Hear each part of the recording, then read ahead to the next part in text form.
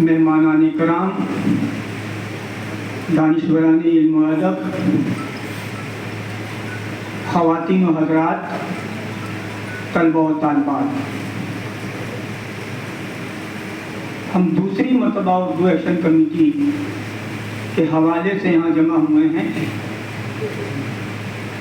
اس سے پہلے والے اتوار کو ڈاکٹر عبدالودود قاسمی کی کتاب کا اجرا ہوا تھا، جس میں ہم لوگ یہاں اسی ہال میں جمع ہوئے تھے۔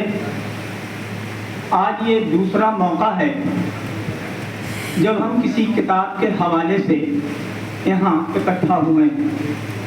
ہم آپ سب کا خیر مقدم کرتے ہیں، ادھر جو ہمارے مہمان بیٹھے ہوئے ان کا بھی، اور اس طرف جو تشریف رکھتے ہیں ان کا بھی۔ اردو ایکشن کمیٹی کسی تعارف کی محتاج نہیں ہے۔ جب بہار میں اردو تحریک دم توڑ رہی تھی، جب دم توڑ چکی تھی، تو اس وقت کچھ محبان اردو کو یہ خیال آیا کہ سالار اردو پروفیسر عبدالمغنی صاحب کی یہ خواہش تھی، جب وہ بیمار تھے تو ان کی خواہش تھی، اور جب وہ بیمار تھے تو اسی وقت ایک طرح سے تحریک بے جان ہو گئی تھی، ان کی زندگی میں بے جان ہو گئی تھی، وہ اندر اندر بہت بے چین تھے۔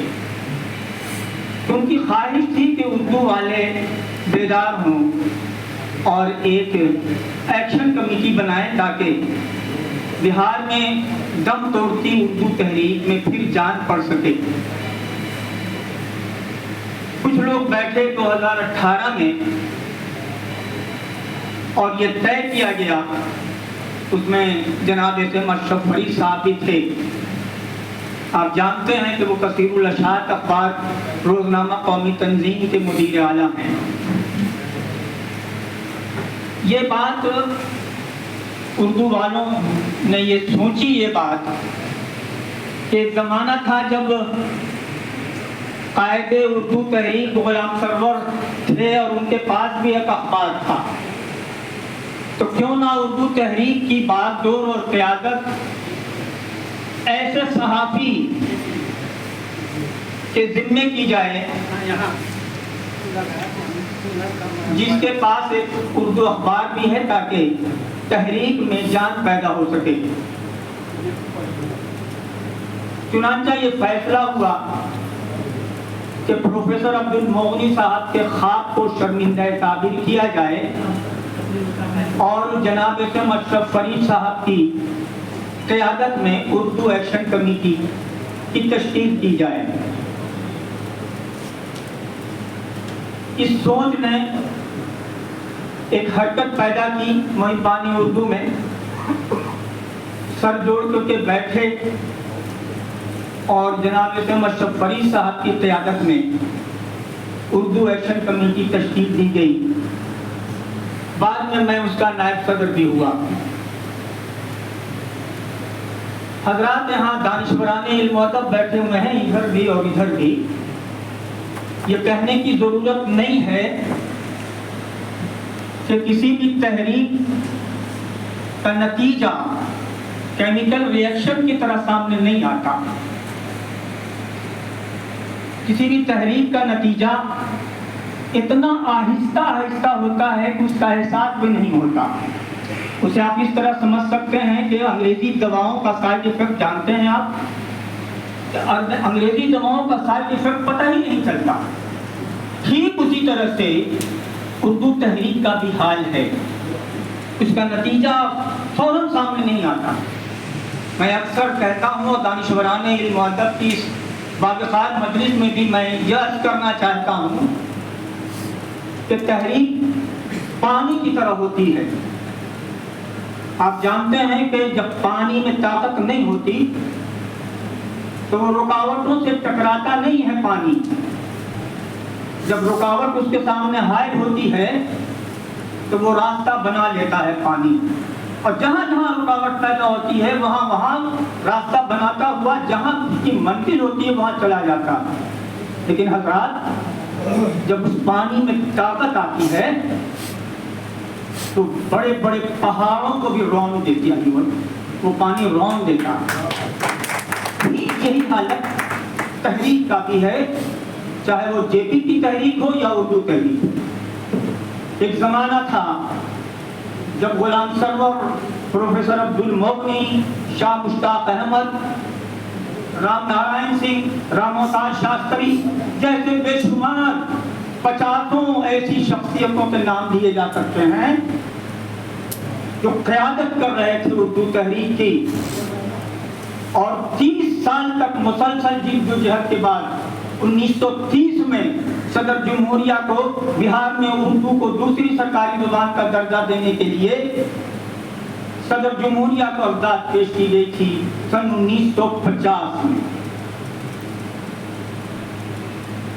اس کے بعد اردو تحریک کا کارواں بڑھا، سڑکوں پر لوگ آئے، مظاہرہ کیا. سنگم ایک مضبوط ترجمان کی حیثیت سے اردو تحریک کا قائد بنا. اور آپ نے دیکھا کہ سنگم نے وہ تحریک پیدا کی کہ 17 اپریل 1921 کو بہار میں اردو کو دوسری سرکاری زبان کا درجہ دے دیا گیا. لیکن پہلے مرحلے میں متحدہ بہار تھا. میں تھوڑی تفصیل میں جانا چاہ رہا ہوں، وہ اس وجہ سے بھی کہ یہ اردو ایکشن کمیٹی کا یہ جلسہ، اردو ایکشن کمیٹی کا بنیادی مقصد اردو تحریک کو آگے بڑھانا ہے، اردو کے مسائل کو حل کرنے کے سلسلے میں وہ اقبال اردو کو بیدار کرنا. اس لیے میں تفصیل میں جا رہا ہوں، معذرت چاہتا ہوں ادھر سے بھی اور ادھر سے بھی. حضرت 30 سال تک جدوجہد کی گئی، سڑکوں پر آیا گیا، مظاہرہ کیا گیا، اور 17 اپریل 1921 کو متحدہ بہار کے 1931 تو پہلی مرتبہ پہلے مرحلے میں غالباً 15 اضلاع میں اردو کو دوسری سرکاری زبان کا درجہ دیا گیا. اس وقت وزیر اعلیٰ ڈاکٹر جگن ناتھ مشرا. 1989 تک پھر جو بقیہ بچے ہوئے تھے اضلاع اس میں اردو تحریک دوسری سرکاری زبان کا درجہ نہ دیا جا سکا. 1989 میں غالباً اگست کا مہینہ تھا، بہار شریف میں بہار ریاستی انجمن ترقی اردو بہار انجمن ترقی اردو بہار کی اردو کانفرنس تھی. اس میں مہمان خصوصی کی حیثیت سے اس وقت کے وزیر اعلیٰ ستندر نارائن سنہا موجود تھے. صدر پروفیسر عبد المغنی تھے، ان کی صدارت میں یہ کانفرنس ہو رہی تھی.